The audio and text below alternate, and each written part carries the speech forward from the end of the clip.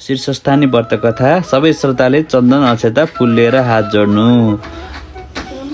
यम वर्मा वर्णेन्द्र रुद्रमरुत स्तुन्त दिव्यस्तवै वेदै साङ्गपद कर्म पनि सधैँ गायन्ति यम सामगा ध्यानावस्थि तत गतेन मनसा पश्यन्ति यम योगिनो यशान्तं न विदु सुरासुरगणा देवाय तस्मै नमः।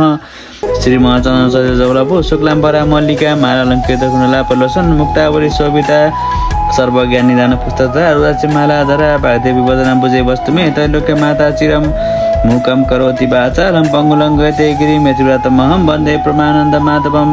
नमो भगवते तस्मै वस्यामि तदे जसे यस्य प्रसादात् रक्ष्यामि नारायण कथामिमं। नारायणं नमस्कृतं नरं चैव नरोत्तमं देवीं सरस्वतीं व्यासं ततो जयमुदिरे। फुल चढाएर नमस्कार गर्नु। आज सप्तविंशो अध्याय।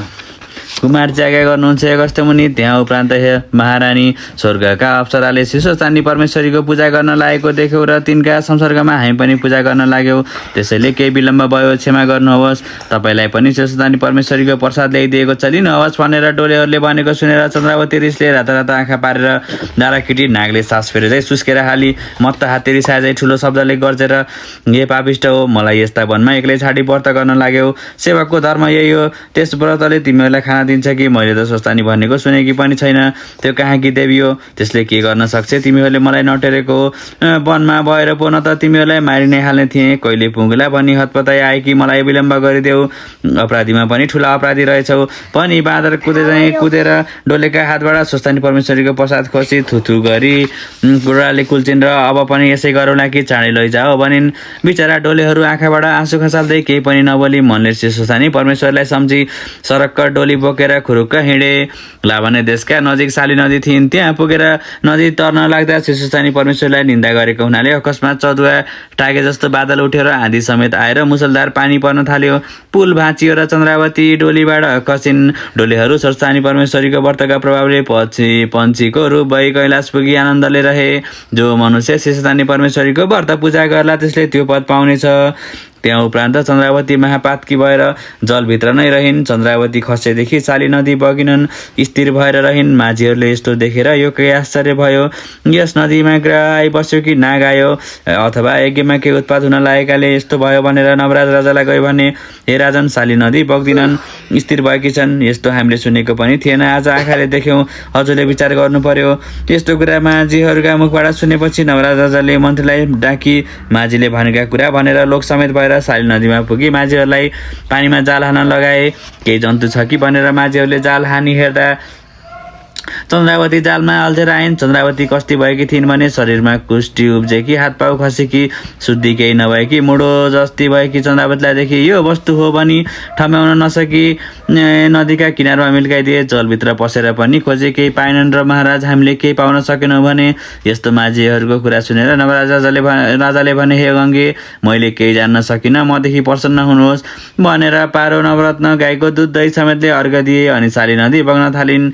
यो देखि नवराज राजाले आश्चर्य मान्दै लेख समेत भएर दरबार फर्के। त्यहाँ उपरान्त चन्द्रावती छेडमा मुर्छा हुने, छेडमा चेष्टा हुने, छुँदा स्त्रीछाले पीडित भएर मा कष्ट पाएर मुडो चाहिँ भएर साली नदीका किनारमा पडिरहन्। र एक दिन साह्रै भोक लाग्यो र खानेकुरा केही पाइनन् र माटो नै खान्छु भनेर हातमा लिइन्। त्यो माटो पत्थर भयो, त्यही पनि खान खोज्दा हाड भयो, त्यो पनि खान खोज्दा खरानी भयो, त्यही खरानी पनि खान मुक्नेर लैजाँदा बतासाई उडाएर लग्यो। स्वस्थानी परमेश्वरलाई निन्दा गरेको हुनाले शीतताप भोक प्यासबाट उनी अनेक दुःख सहिरहन्। त्यहाँ उपरान्त राजाले आफ्ना राज्यभरिका ब्राह्मणलाई भोजन गराउँदै श्रद्धापूर्वक दक्षिणा दिँदै विदा गर्दै गए।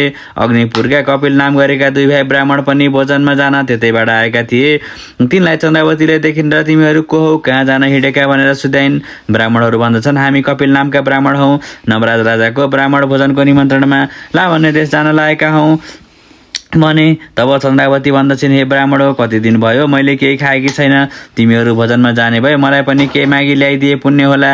म अनाथमाथि दया गर भनिन्। तब ब्राह्मण भन्दछन्, हे पापिनी, हामी हुन्छ भन्न सक्दैनौँ, किनभने राजाको दरबारमा के कसो हुन्छ। विशेष हामी ब्राह्मण जातिले ल्याउन नहुने वस्तु दिए भने त ल्याउला, ल्याउन नहुने वस्तु दिए कसो गरौँला।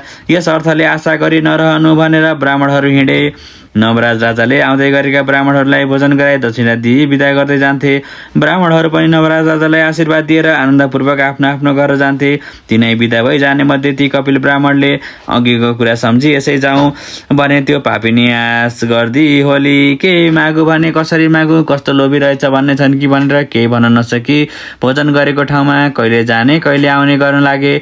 तिनीहरूको हाल गोमाले देखेर भण्डारीहरूलाई बोलाइ, हे भण्डारी हो, ती दुई ब्राह्मणले खान पाएनन् र हो कि सन्तोष भएन र हो, किन यताबाट उता उताबाट यता गरिरहेका छन्, गई सोध भनिन्। तब भण्डारीहरू ब्राह्मण भाटामा पुगी भन्दछन्, हे ब्राह्मण हो, तिमीहरूले खान पाएनौ कि अथवा सन्तोष भएन कि इच्छा भए फेरि भोजन गर हिँड भन्दा ब्राह्मणहरू भन्दछन्, हे भण्डारी हो, हामीले इच्छापूर्वक भोजन गऱ्यौँ, तृप्ति पनि भयो। हामी यहाँ आउँदा साली नदीका तीरमा शरीरमा कुष्ठ भएकी हात पाउ खसेकी स्त्री जातिले कहाँ जान्छौ भनी सोधिन्। हामीले राजाको ब्राह्मण भोजनमा जान्छौँ भन्दा तिमीहरू भोजनमा जाने भए मलाई पनि केही मागेर ल्याइदिए, कति दिनदेखि खाएकी छैन भने थिए, त्यसर्थ त्यसै जाउँ भने त्यो आशा गरिरहेकी होली केही लगिदिउँ भने कसरी मागौँ भनेर यताउता हेरेको हो। ती ब्राह्मणका मुखबाट यस्तो सुनि भण्डारीहरूले यो सबै कुरा गोमा राजमातालाई भने। गोमा राजमाताले दुई ब्राह्मणले बोक्न सके जति अन्न देऊ भने अराइन्। तब हवस् भनेर भण्डारमा राखेको वस्तु लिन जाँदा सबै वस्तु बिलाए।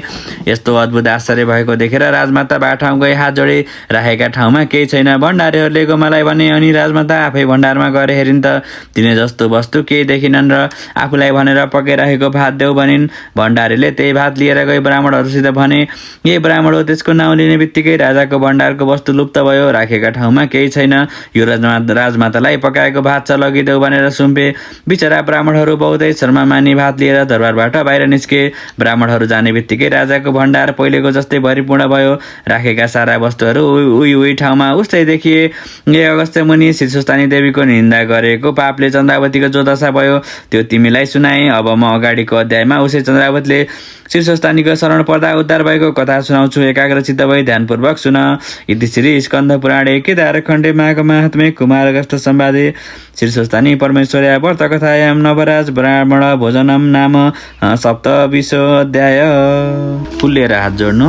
उपनयतु मङ्गलम सकल जगन्मङ्गलालय श्रीमान दिनकर किरण निबोधित न बनदल निवेक्षण कृष्ण काले वर्षन्तु पर्जन्य पृथ्वी सशालिनी देशोयं छेवरहितो ब्राह्मणा सन्तु निर्भया अपुत्रा पुत्रिण सन्तु पुत्रिण सन्तु पौत्रिण निधना सदना सन्तु जीवन्तु शरदां शतम तत्रैव गङ्गा यमुना तत्र गोदावरी सिन्धु सरस्वती च तीर्थानि सर्वाणि पश्यन् तत्र यत्र च्युतधार कथा प्रसङ्ग या कुन्त्यन्तु सारहार धवला या शुभ्र वस्त्रावृता या वीरा पटन मण्डित करा या श्वेत पद्मासना या वर्मा च्युत शङ्कर प्रवृत्ति बुध वै सदा वन्दिता सामाम पादु सरस्वती भगवती निशेष जाड्यापहा कायन वाचा मन चन्द्र वैर्या बुद्धात्मना वा प्रकृति स्वावत करो मेद सकलम परस्मै नारायण समर्पयत।